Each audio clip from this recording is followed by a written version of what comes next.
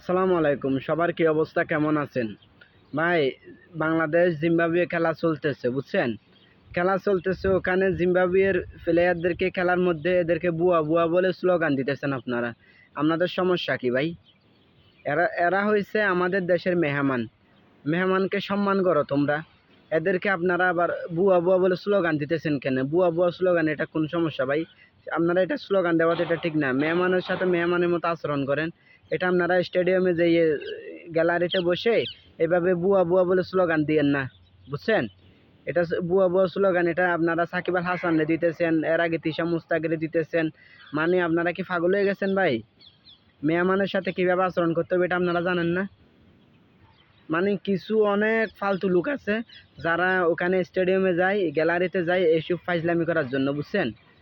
এগুলা করেন না ভাই, এগুলো আপনারা থেমে যান, বুঝছেন? এগুলো আপনারা থামেন। মেহমানের সাথে এভাবে আচরণ করাটা ঠিক না, বুঝছেন? আর আপনারা বুয়া বুয়া স্লোগান এটা বন্ধ করেন আপনারা। যে যারা তারা মানে আপনারা বুয়া বুয়া স্লোগান দিতেছেন, এটা কি ঠিক বলেন? আপনাদের সাথে যদি কেউ এরকম ব্যবহার করে আপনাদের কেমন লাগবে?